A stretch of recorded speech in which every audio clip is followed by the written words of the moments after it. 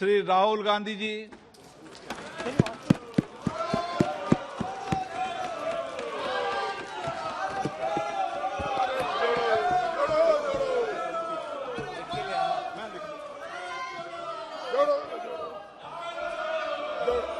Speaker, sir, thank you for allowing me to speak on the President's address. It's an honor for me to be able to speak at this House today.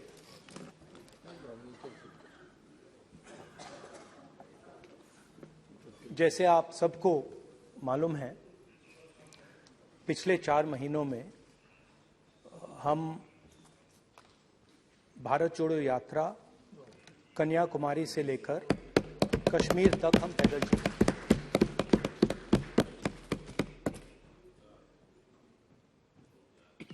3,600 kilometre तकरीबन। और इस यात्रा पे बहुत कुछ सीखने को मिला।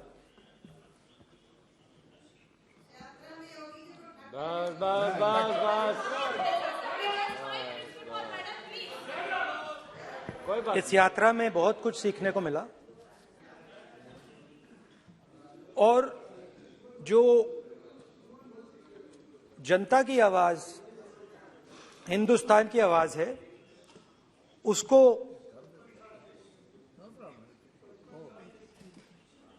गहराई से सुनने का मौका मिला।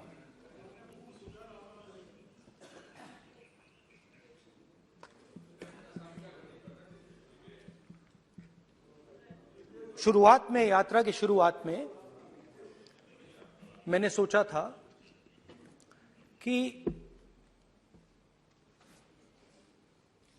3,500 किलोमीटर चलने हैं और मुश्किल है मगर किया जा सकता है।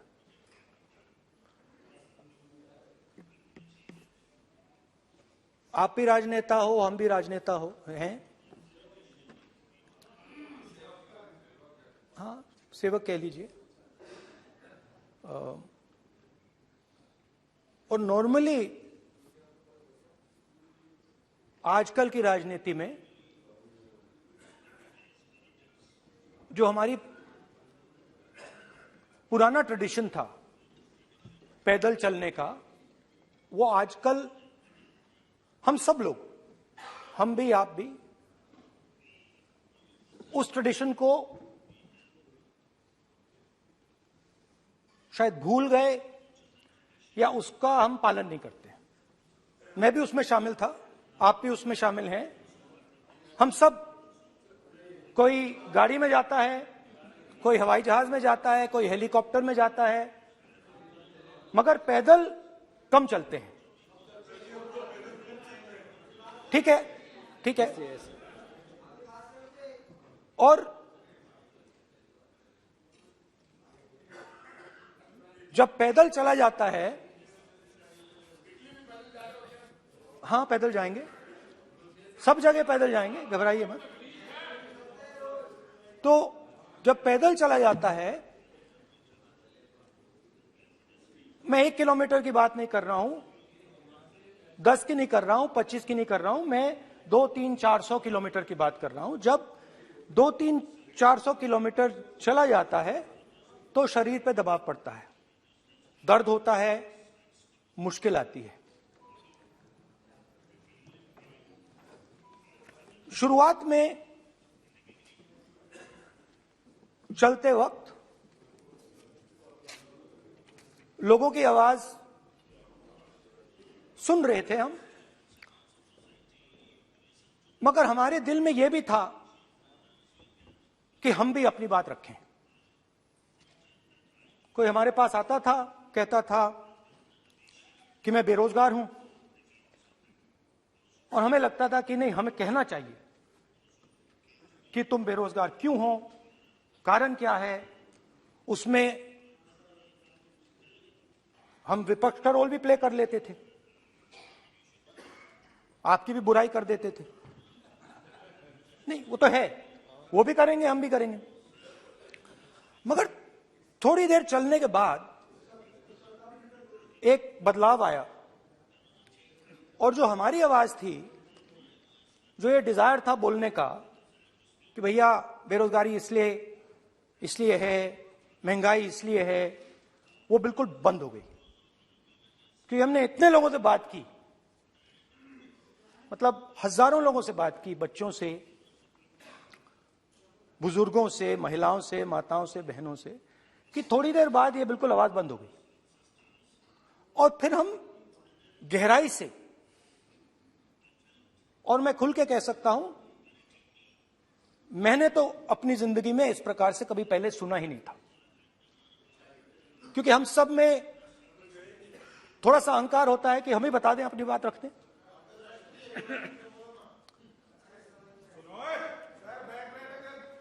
तो आस्ते आस्ते जब हम चले 500-600 किलोमीटर बाद, जनता की आवाज गहराई से सुनाई देने लगी और एक प्रकार से यात्रा, इंडिविजुअल्स नहीं, यात्रा हमसे बोलने लगी। नहीं, गहरी बात है, समझ नहीं आएगा। आप समझने की कोशिश करो। यात्रा हमसे बोलने लगी। 200 किलोमीटर आप चलने की कोशिश करिए, पता चल जाएगा। और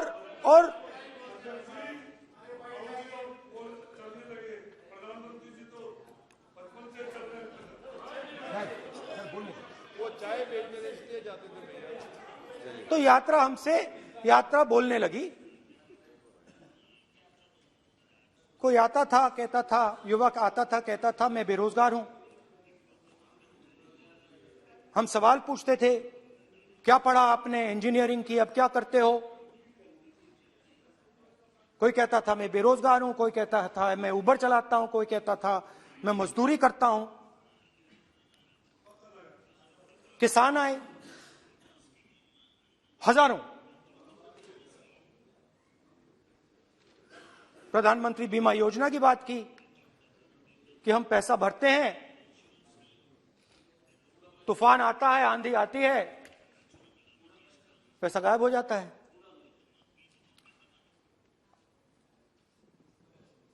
किसानों ने यह भी कहा कि हमारी जमीन छीन ली जाती है, हमें सही रेट नहीं मिलता। जमीन अधिग्रहण बिल जो था वो लागू नहीं होता। आदिवासियों ने कहा, वनवासियों ने नहीं, आदिवासियों ने, कि जो ट्राइबल बिल में हमें दिया जाता था वो आज छीना जा रहा है। तो बहुत सारी चीजें हमको सुनने को मिली, मगर मेन थ्रस्ट अगर मैं कहूं, मेन थ्रस्ट बेरोजगारी, महंगाई और किसान। उसमें एमएसपी थी, उसमें बीज की समस्या थी, किसान बिल की समस्या थी। अच्छा, अग्निवीर की भी बात की लोगों ने। आपने अभी बोला कि अग्निवीर देश को फायदा पहुंचाएगा। मगर हिंदुस्तान का युवा जो 4 बजे दौड़ता है, आर्मी में भर्ती होने के लिए दौड़ता है, वो आपकी बात से सहमत नहीं है। उनने हमसे कहा कि पहले हमें 15 साल की सर्विस मिलती थी, पेंशन मिलती थी, अब 4 साल के बाद हमें निकाल दिया जाएगा, कुछ नहीं मिलेगा, पेंशन नहीं मिलेगी। सीनियर ऑफिसर्स ने कहा कि हमें तो लगता है कि ये जो अग्निवीर योजना है ये आर्मी के अंदर से नहीं आई, ये कहीं और से आई है, ये आरएसएस से आई है, होम मिनिस्ट्री से आई है। ये सीनियर आर्मी के लोगों ने कहा है, मैं नहीं कह रहा हूं, कि हमें लगता है कि ये आर्मी के ऊपर ये योजना थोपी गई है और ये आर्मी को कमजोर करेगी। आर्मी के जनरल्स ने हमें कहा, जो रिटायर्ड हैं, उन्होंने हमें कहा, राहुल जी, हजारों लोगों को हम हथियार की ट्रेनिंग दे रहे हैं और फिर थोड़ी देर बाद उनको समाज में डाल रहे हैं। बेरोजगारी है, समाज में हिंसा बढ़ेगी।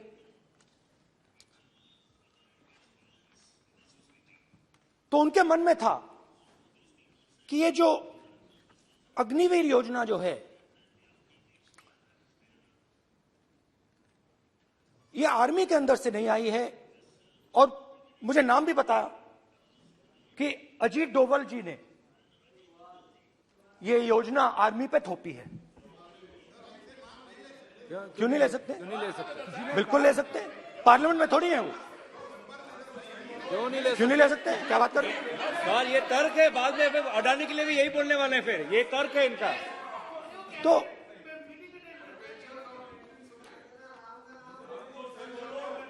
तो इंटरेस्टिंग बात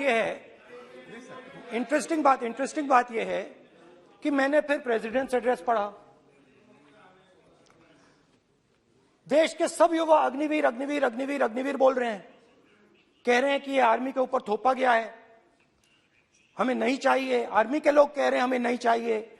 जैसे मैंने कहा, आर्मी को लगता है कि होम मिनिस्ट्री ने इनके ऊपर थोपा है, आरएसएस ने ये उनके ऊपर थोपा है। तो ये आवाजें आ रही हैं। अब मैंने आपका बैठिए,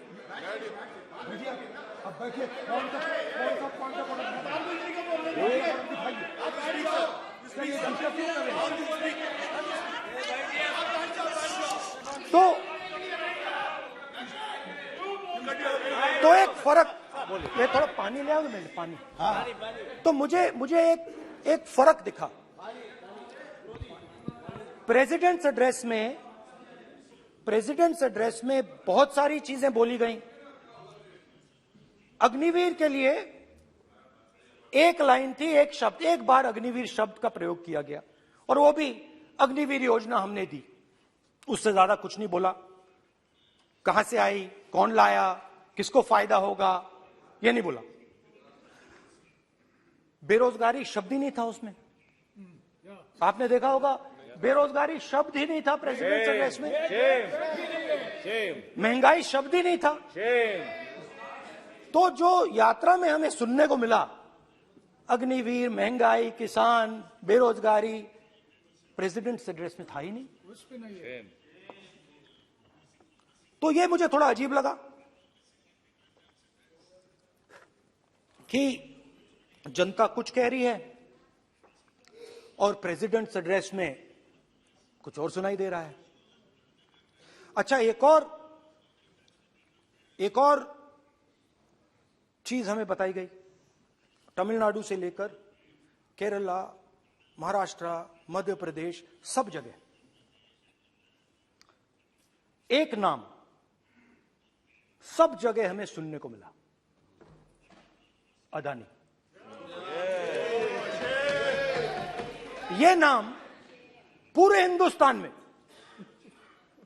केरल में, तमिलनाडु में, महाराष्ट्र, कर्नाटका, हिमाचल, कश्मीर, सब जगह अदानी अदानी अदानी अदानी अदानी।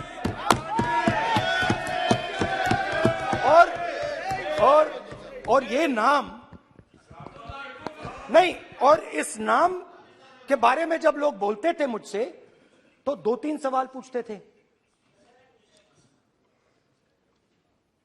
ये पूछते थे कि ये जो अदानी जी हैं, ये किसी भी बिजनेस में घुस जाता है, ये सफलता प्राप्त कर जाता है, ये कभी फेल नहीं होता। और युवाओं ने मुझसे यह सवाल पूछा कि भाई ये हो क्या रहा है, हम भी सीखना चाहते हैं। मोदी जी ने कहा स्टार्टअप करो, हम भी अदानी जी जैसे बनना चाहते हैं। तो भैया किसी भी बिजनेस में घुस जाओ और एकदम सक्सेस हो जाए। यह पहला सवाल था। दूसरा सवाल था कि ये अदानी जी हैं, ये किसी भी बिजनेस में घुस जाते हैं। पहले ये 1-2 बिजनेस करते थे, अब ये 8-10 सेक्टर्स में काम करते हैं। Airports, data centres, cement, solar energy, wind energy, aerospace and defence, consumer finance, renewables, media. तो उन्होंने मुझसे पूछा कि राहुल जी, हाँ वेट करो, बेटे हाँ, धन्यवाद। पोर्ट्स की बात भी थी। ये भी सवाल पूछा कि भैया एक बात बताइए, राहुल जी बताइए हमें कि अदानी जी का जो नेटवर्थ है वो 3 साल के अंदर, नहीं सॉरी 2014 से लेकर 2022 तक ये $8 बिलियन से $140 बिलियन कैसे हो गया? कैसे हुआ? मोदी है तो मुमकिन ये 2014 में अगर आप दुनिया की, मुस्कुरा रहे हैं आप, बीजेपी में है ना आप, तो ये लिस्ट आती है, एक लिस्ट आती है दुनिया के सबसे अमीर लोगों की। इस पे ये 609 नंबर पे थे 14 में। 609 पीछे बिल्कुल। पता नहीं जादू हुआ, दूसरे नंबर पे पहुंच गए। मोदी है तो मुमकिन है।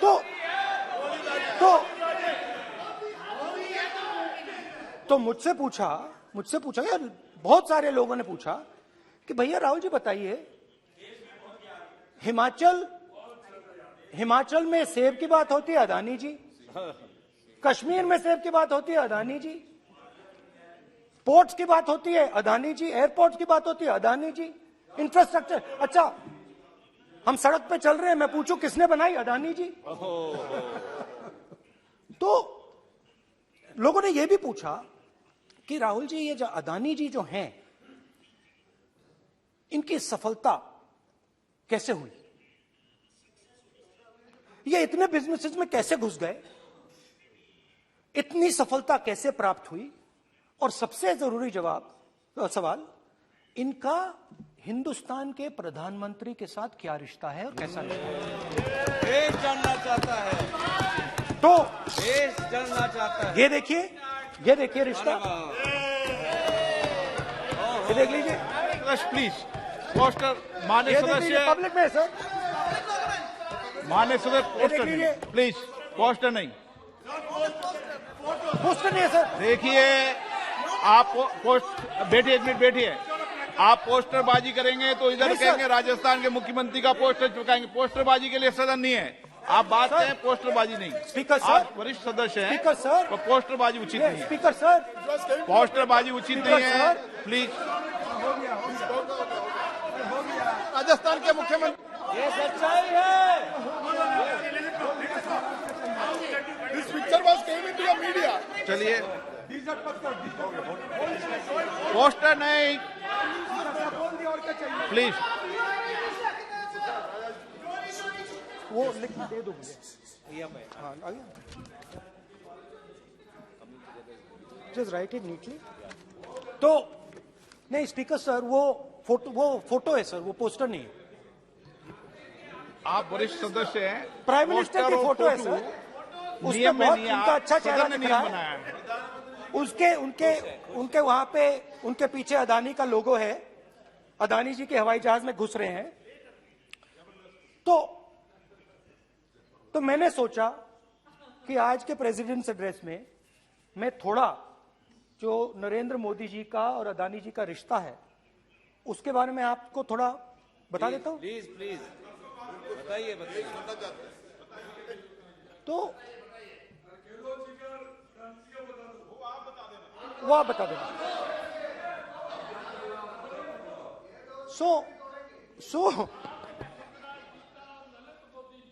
So the relationship begins many years ago when Narendra Modi ji was the Chief Minister of Gujarat.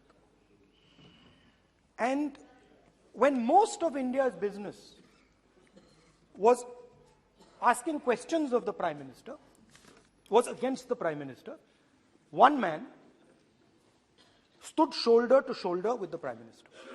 didn't back down. That's commendable. It's not a joke.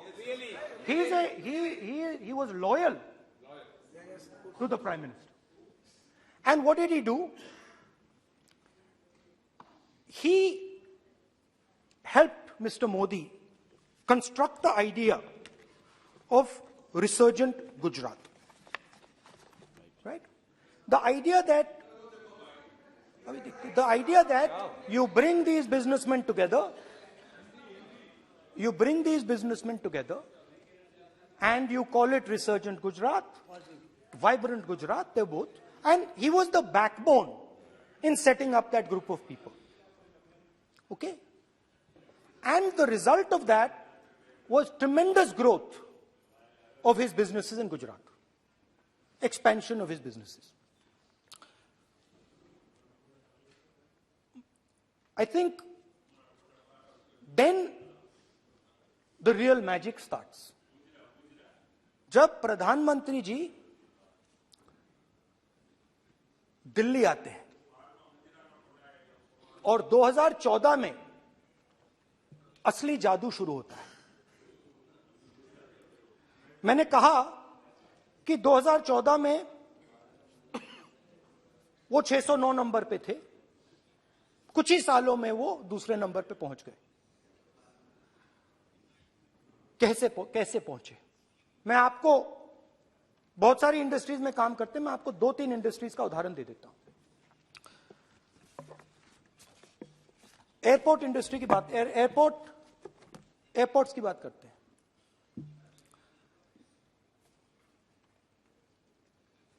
कुछ साल पहले सरकार ने हिंदुस्तान के एयरपोर्ट्स को डेवलप करने के लिए दिया। नियम था, there was a rule that anybody who does not have prior experience in airports cannot be involved in development of these airports. नहीं, गलत नहीं बोल रहा हूं।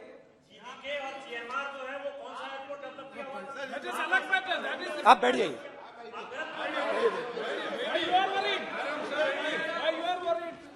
अडानी के डिफेंस में आ गए सर। देखिए, अरे माननीय सदस्य प्लीज मेरी बात सुनो। तो 1 मिनट मेरी बात सुनो। ये एक मिनट बात सुनेंगे। ये संसद है, अपन किस दिशा पर चर्चा कर रहे हैं ये देश देख रहा है। हमें राष्ट्रपति अभिभाषण पर चर्चा करें तो उचित रहे, बाकी आपकी इच्छा है, स्वतंत्र अभिव्यक्ति है। मेरा मानना ये तो अपन एक विषय पर ओके, तो आपको तो रूल था, नियम था। हाँ, पॉइंट ऑफ ऑर्डर किस पे है ये? सर कैसे एयरपोर्ट का प्राइवेटाइजेशन तो उनके समय हुआ, ऐसी कोई पार्टी थी जिसका अनुभव था? ये कौन सी बात कर रहे हैं? बोलिए। ओके प्लीज ओके, बोलने दे आपको नेता को, तो बोलने दे आपको नेता को। रूल था, प्लीज बोलने दे। रूल था कि अगर कोई एयरपोर्ट बिजनेस में नहीं था तो वो इन एयरपोर्ट्स को ले नहीं सकता था।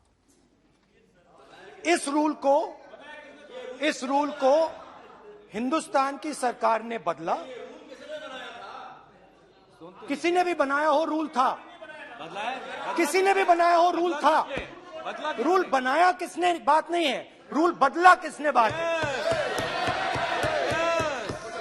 रूल बदला गया,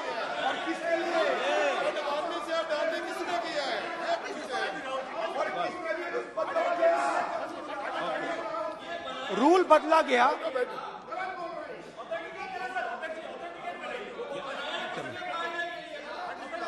सर पार्लियामेंट्री अफेयर्स चलता रहेगा क्या सर? आप पार्लियामेंट्री अफेयर्स मिनिस्टर से रूल को बदला गया। सर बोलने दीजिए। करना चाहिए सर, ऑथेंटिकेट करना चाहिए। चलिए आप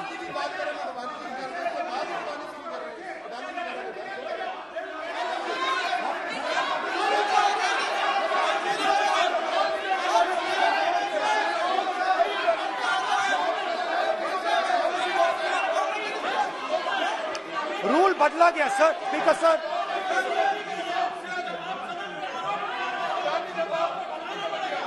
बैठे बैठे।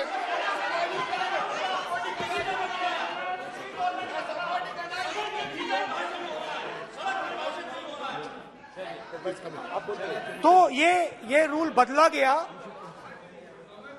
उस समय मीडिया में इसके बारे में चर्चा हुई थी। रूल बदला गया और अदानी जी को 6 एयरपोर्ट्स दिए गए। उसके बाद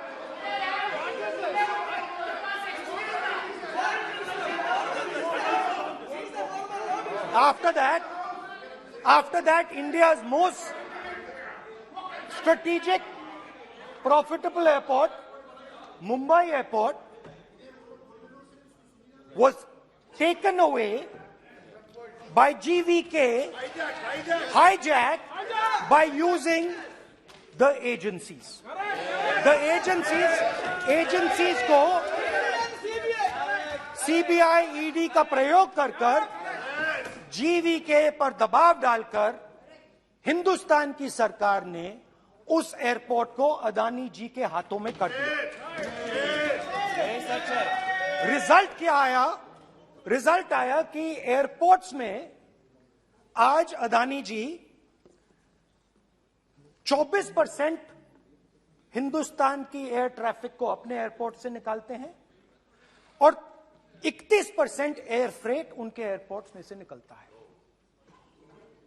अब यह काम हिंदुस्तान की सरकार और हिंदुस्तान के प्रधानमंत्री जी ने फैसिलिटेट किया। तो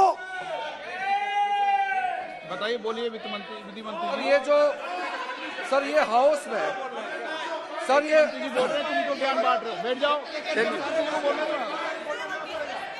सर ये कानून की बात, यहाँ बहुत गंभीर मिनिस्टर हैं ये देश ये राष्ट्रपति का उद्बोधन को लेकर एक गंभीर चर्चा हो रही है। जो भी मेंबर कुछ भी बात करे विद फुल रिस्पॉन्सिबिलिटी ऑथेंटिकेट करें। और ये वाइल्ड एलिगेशन अपना एक सोच के आया है, बिना तर्क के ऐसे वाइल्ड एलिगेशन लगा रहे, ये कोई मतलब नहीं है सर, ये ऐसे नहीं बोल सकते और वो सर तर्क रखना पड़ेगा। अगर एलिगेशन लगा रहे हैं तो आपको पूरा डॉक्यूमेंट प्रूफ के साथ आपको रखना पड़ेगा। दे देंगे आप ऐसे बातें नहीं दे कर सकते। देंगे और ये गंभीरता को समझिए, ये डॉक्यूमेंट्री प्रूफ दे देंगे। अब आपने जो पिछले स्पीकर थे उन्होंने फॉरेन पॉलिसी की बात की, हम भी फॉरेन पॉलिसी की बात करते हैं। चलिए डिफेंस से शुरू करते हैं। बहुत ऑप्शन है, आप बताइए कहां से शुरू करें। बिजली, डिफेंस, बहुत ऑप्शन है। Defence, let us start with defence. अब डिफेंस में अदानी जी का कोई एक्सपीरियंस नहीं था, जीरो एक्सपीरियंस। कल मैंने प्रधानमंत्री को HAL में देखा। प्रधानमंत्री जी ने कहा कि गलत आरोप लगाया, मगर रियलिटी तो यह है कि HAL का जो कॉन्ट्रैक्ट था 126 हवाई जहाजों का, वो अनिल अंबानी को चला गया और अनिल अंबानी बैंकरप्ट हो गया। वहां भी फैसिलिटेशन था। अब देखिए, और ये जो फ्यूचर एंटरप्रेन्योर्स हैं, जो बिजनेस स्कूल हैं, हार्वर्ड यूनिवर्सिटी जैसे स्कूल हैं, इनको इसका केस स्टडी, इसकी केस स्टडी बनानी चाहिए, शायद बने। How to use government power to build individual businesses, case study.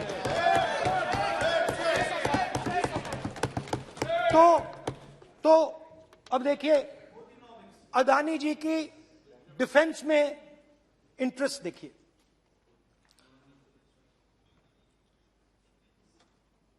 Elbit company के साथ हिंदुस्तान में अदानी जी ड्रोन्स बनाते हैं। ड्रोन्स को हिंदुस्तान की एयरफोर्स, आर्मी, नेवी के लिए रिफिट करते हैं। अदानी जी ने यह काम कभी नहीं किया है पहले। HAL ये काम करती है। हिंदुस्तान में और भी कंपनीज हैं जो ये काम करती हैं, मगर प्रधानमंत्री जी इजरायल जाते हैं और उसके एकदम बाद अदानी जी को ये कॉन्ट्रैक्ट मिल जाता है, मगर एक नहीं मिलता। ये मत सोचिए कि ये सिर्फ एक कंपनी की बात हो रही है, ये इंडस्ट्रीज की बात होती है यहां पे। जैसे मैंने आपको दिखाया, एयरपोर्ट का पूरा सिस्टम उठा के ले गए, 30% मार्केट शेयर एयरपोर्ट में ले गए, वैसे ही डिफेंस में करा। तो 4 डिफेंस की इनके पास कंपनीज हैं, ये काम इन्होंने कभी नहीं किया। स्मॉल आर्म्स, जिसमें टवॉर है जो हमारी स्पेशल फोर्सेस यूज करती है, आर्मी यूज करती है, जिसमें गलील स्नाइपर राइफल है, ये सब अदानी जी बनाते हैं।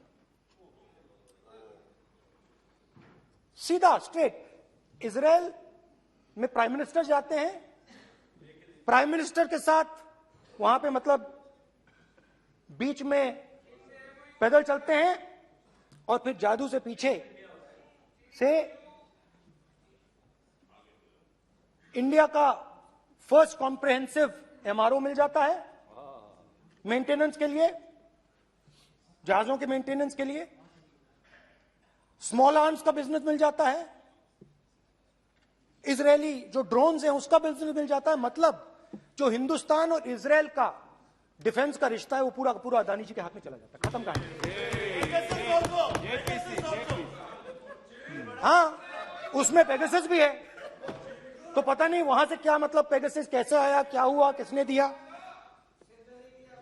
अच्छा, एक और बड़ी इंटरेस्टिंग चीज है, एक कंपनी है अल्फा डिफेंस, जो डिफेंस इलेक्ट्रॉनिक्स का काम करती है, एवियोनिक्स का काम करती है और बहुत स्ट्रेटेजिक कंपनी है। वो भी अदानी जी के हवाले कर दी गई, अदानी जी ने एक्वायर कर लिया। तो आपने देखा कि एयरपोर्ट्स का बिजनेस 30% मार्केट शेयर, हिंदुस्तान और इजरायल का जो वेपन्स का बिजनेस है 90% उठा के ले गए। एक विजिट फॉरेन पॉलिसी, ये है फॉरेन पॉलिसी। चलिए, अब मैंने आपको इजरायल की बात बताई, ऑस्ट्रेलिया चलते हैं। ऑस्ट्रेलिया चलिए। ऑस्ट्रेलिया में अदानी जी जाके, नहीं क्यों, आप तो डिबेट करना चाहते थे, आप भी तो डिबेट करना चाहते थे। आपने बोला था कोई भी विषय पे डिबेट हो, तो हो गया डिबेट। अब क्यों डर रहे हो डिबेट से? अब क्यों डर रहे हो डिबेट से? क्यों डर रहे हो? जब हमने जेपीसी की मांग की, आपने बोला सदन में उठाओ। अब क्यों डर रहे हो? अब क्यों डर रहे हो? अब क्यों डर रहे हो? आप चर्चा से क्यों डर रहे हो? चर्चा से डर रहे हो आप?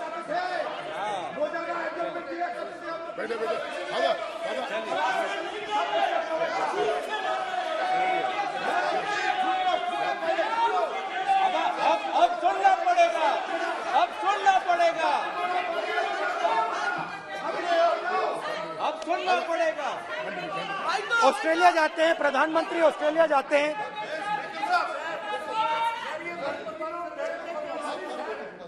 प्रधानमंत्री ऑस्ट्रेलिया जाते हैं।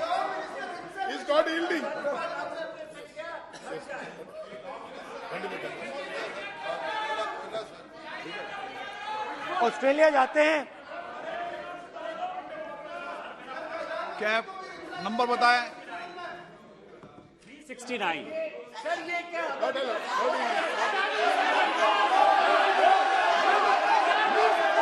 369 सर, ये कहता है सर, एक पेपर और document to be laid on the table shall be duly authenticated by the member presenting. देखिए पूरा सरकार, इन्होंने सर, मैं इनको चैलेंज करता हूं कि GMR और GVK उसको कब एयरपोर्ट का जो है संचालन का अधिकार था और कौन सा रूल है वो कोर्ट करे सर। किस रोल के आधार पर ये, इनको मैं चैलेंज करता हूं, पूरी कांग्रेस पार्टी को चैलेंज करता हूं कि GMR और GVK को कौन सा एयरपोर्ट चलाने का लाइसेंस जब दिया तो उनको उसका नॉलेज था। मैं चैलेंज करता हूं पूरी कांग्रेस पार्टी को।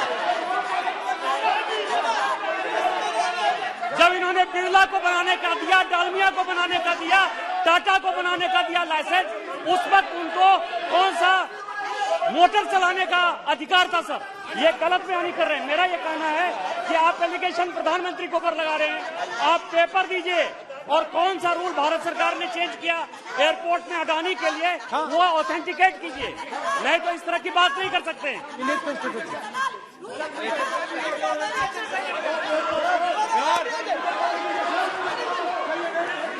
करना पड़ेगा, ऑथेंटिकेट करना पड़ेगा। राहुल गांधी जी, आपको ऑथेंटिकेट करना पड़ेगा। आप ऐसा नहीं बोल सकते हवा में, आप हवा में बोल रहे हो और प्रधानमंत्री जी पे आरोप लगा रहे हो। आपको ऑथेंटिकेट करना ही पड़ेगा। आप ऐसे ही बोल रहे हो कि जीएमआर का जीवीके के समय रूल था, कहा था रूल, कोई रूल नहीं था। आपको यह तो ऑथेंटिकेट और ऑथेंटिकेट करके ही रखना पड़ेगा आपको। पहले रखिए और उसके बाद आगे बात करने देंगे, नहीं तो माफी मांगिए देश से। आप प्रधानमंत्री जी पे आरोप लगा रहे हैं, सर बोलने दीजिए। अनाप शनाप आरोप लगा रहे, बिना किसी डॉक्यूमेंट का आरोप लगा रहे प्रधानमंत्री जी पे। रूल 353 सर, रूल 353 किया है sir, no allegation of defamatory or incriminatory nature shall be made unless you have given notice. छोड़िए, वो तो प्रधानमंत्री के खिलाफ एलिगेशन लगा रहे हैं बिना नोटिस दिए, बिना कोई डॉक्यूमेंट दिए। सर ये रिकॉर्ड पर नहीं आना चाहिए सर, ये बिल्कुल रूल का उल्लंघन है। और क्या क्या बातें वो कह रहे हैं सर, मैं उसको रिपीट नहीं करना। Reckless allegation, baseless allegation, in violation of rules, sir ये स्वीकार नहीं होना चाहिए। ओके सर, लेट अस एक सब बैठिए, ऑस्ट्रेलिया पीएम जाते प्लीज हैं। बैठिए, आप प्लीज बैठिए, वरिष्ठ वकील साहब बैठिए। ऑस्ट्रेलिया जाते हैं। एक मिनट राहुल जी, एक मिनट। नियम 369 भी मैंने देखा है, 353 भी देखा है। मेरा आग्रह है, सदन भारत की संसद है, हम एक ही विषय पर सारी राष्ट्रपति की चर्चा लगाएं, ये उचित है क्या? फिर आपको बोलना बोले नहीं स्पीकर, गलत तरीका है। राहुल गांधी जी, आप बोल रहे नहीं, गलत तरीका है। क्या देश को संदेश देना चाहते हैं आप? क्या संदेश देना चाहते हैं देश को? चलिए राहुल गांधी जी। ऑस्ट्रेलिया में प्रधानमंत्री जाते हैं। आप बोलिए सर, स्पीकर सर, प्रधानमंत्री जी ऑस्ट्रेलिया जाते हैं और जादू से State Bank of India $1 billion loan Adani ji को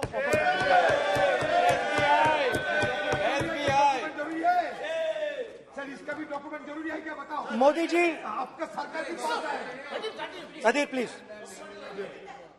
उसके बाद मैं उदाहरण दे रहा हूं, पूरी दुनिया में मोदी जी जाते हैं, घूमते हैं, तो मैं बता देता हूं क्या होता है वहां पे। बांग्लादेश में गए, हाँ काम पे ही जा रहे हैं, वही तो बोल रहा हूं, काम पे जा रहे हैं। बांग्लादेश जाते हैं, मोदी जी की पहली ट्रिप होती है बांग्लादेश में। वहां पे बांग्लादेश को इलेक्ट्रिसिटी बेचने का डिसीजन लिया जाता है। कुछ ही दिन बाद बांग्लादेश पावर डेवलपमेंट बोर्ड 25 साल का कॉन्ट्रैक्ट अदानी जी के साथ साइन कर देता है। 1500 मेगावाट इलेक्ट्रिसिटी का कॉन्ट्रैक्ट अदानी जी। चलिए वहां से श्रीलंका चलते हैं।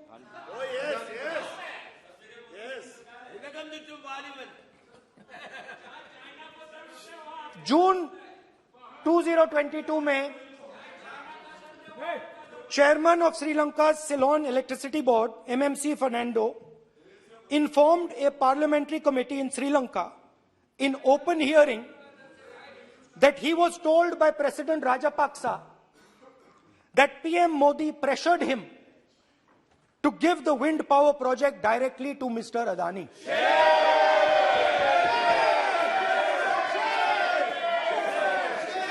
मतलब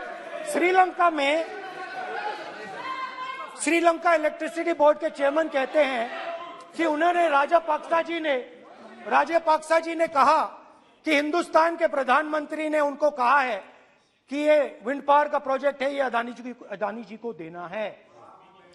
तो ये रही आपकी फॉरेन पॉलिसी। ये हिंदुस्तान की फॉरेन पॉलिसी नहीं है, ये अदानी जी की फॉरेन पॉलिसी है, उनके बिजनेसेस बनाने की फॉरेन पॉलिसी है। अब यात्रा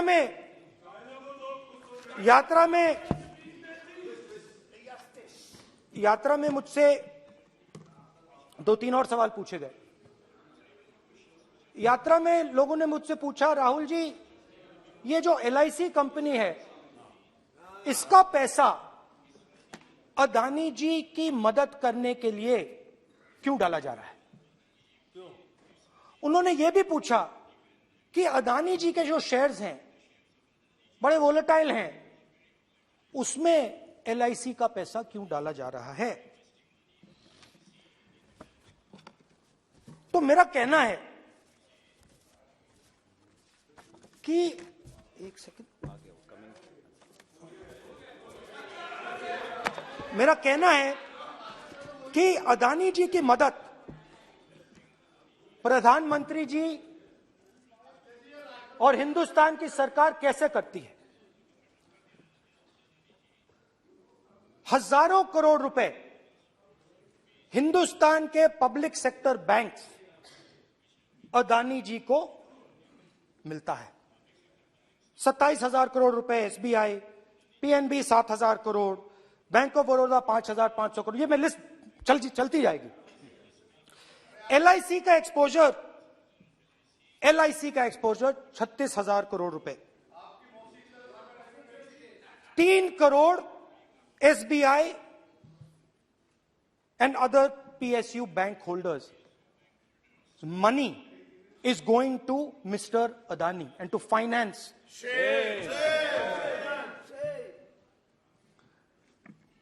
Now, of course, there is another question. तो मदद कैसे हो रही है? हिंदुस्तान के पब्लिक सेक्टर बैंक्स का पैसा, LIC का पैसा नरेंद्र मोदी जी, अदानी जी को दिया जा रहा है। अगर कोई सामने खड़ा हो जाता है, जैसे जीवी के लोग खड़े हुए, ED, CBI एजेंसीज आ जाती हैं, उनको परे कर देती हैं।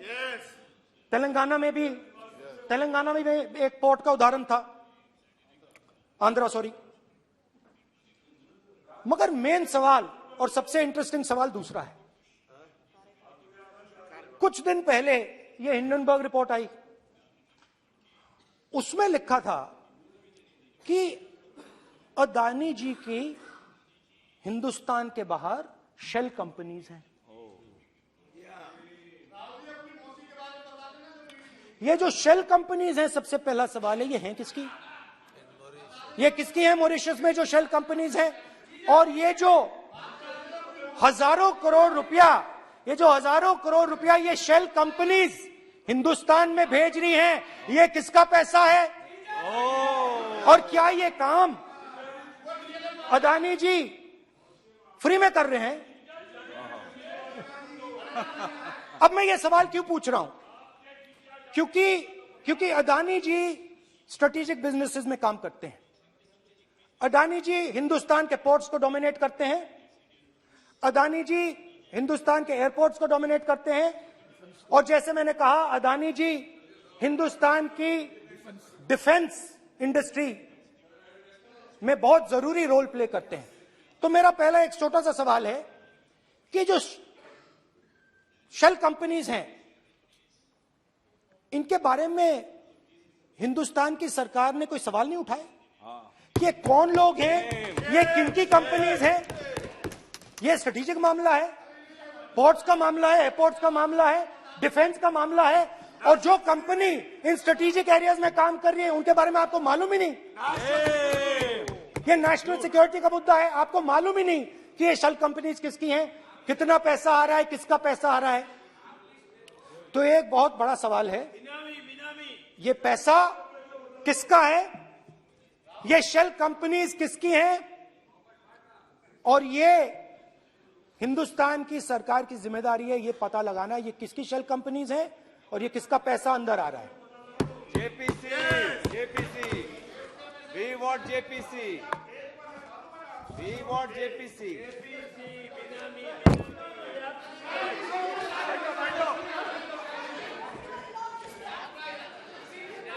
अच्छा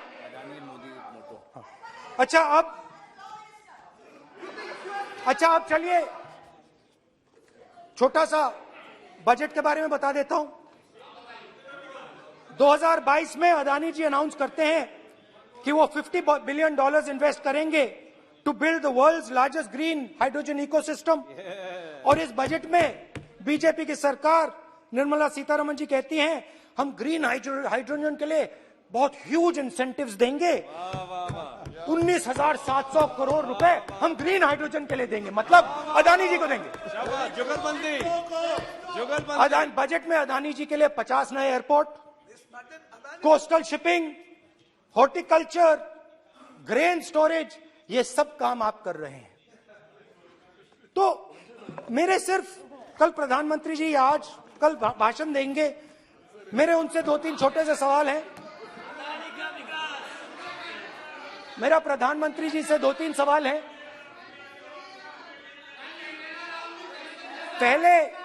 पहले अदानी जी के हवाई जहाज में मोदी जी जाते थे, अब मोदी जी के हवाई जहाज में अदानी जी जाते हैं। पहले लोकल मामला था, फिर नेशनल मामला हो गया, उसके बाद इंटरनेशनल मामला हो गया। अदानी जी के लिए बोरिस जॉनसन का बेटा काम करता है, आपको पता नहीं मालूम है या नहीं मालूम?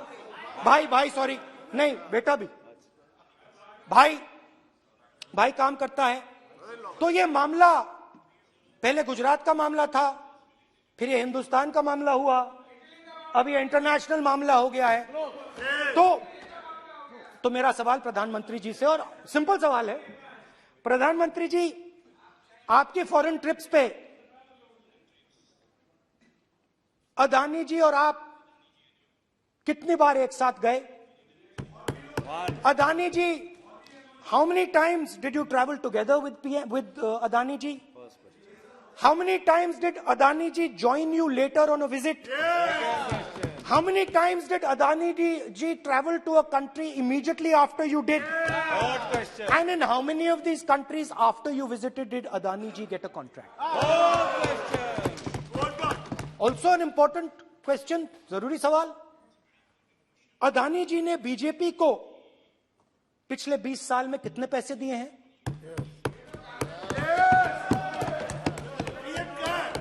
इलेक्टोरल बॉन्ड्स में कितना पैसा दिया है?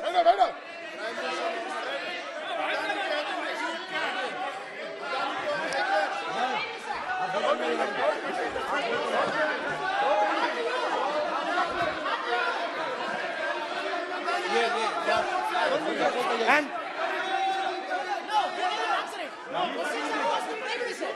question the post to Prime Minister, please. Sir, खत्म करने दीजिए सर। Concluding. Sir, concluding. और बहुत सुंदर तरीके से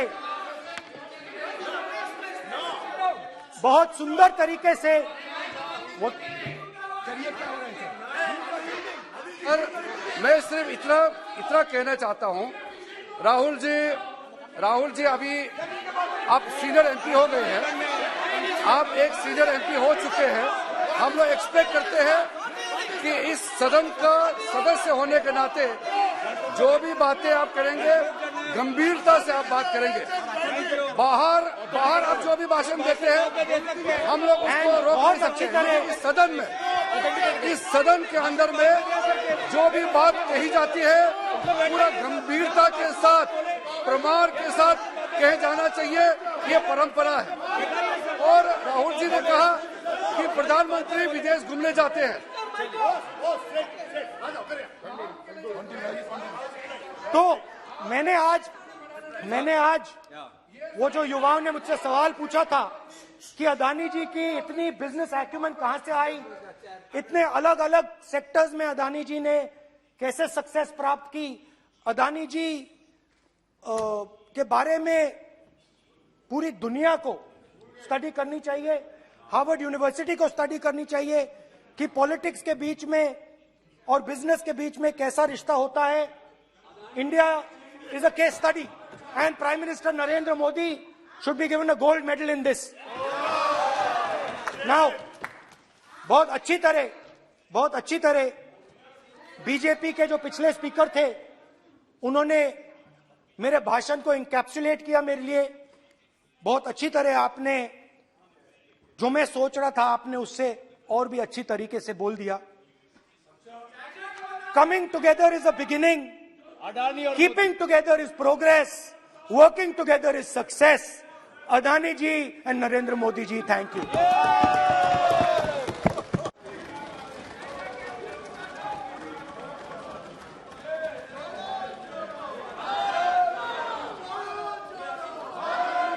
भारत जुड़ा हुआ है, चिंता मत करो।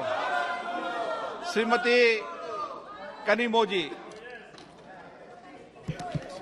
माननीय सदस्य मैं आग्रह कर सकता हूं, सदन आपका है।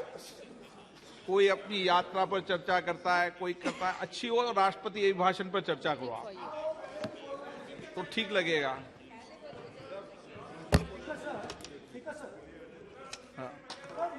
ये एक बात पे चर्चा नहीं हुई है, ये अलग अलग इंडस्ट्रीज पे, अलग अलग बिजनेसेस पे और इंटरनेशनल अफेयर्स पे डिस्कशन हुआ है। नहीं, एक मिनट प्लीज बैठिए। नहीं, प्लीज बैठिए।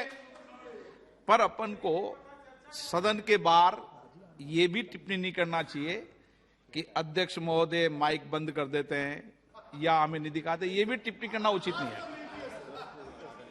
क्योंकि सर अध्यक्ष जी बट रियलिटी है, आप माइक बंद कर देते हैं। आप एक मिनट प्लीज बैठे, प्लीज आप बैठिए, मैं बैठा हूं ना, प्लीज बैठिए। नहीं, मेरा है कहना, आप पूरे समय बोले, आज नहीं, आपका आप बोल लें फिर।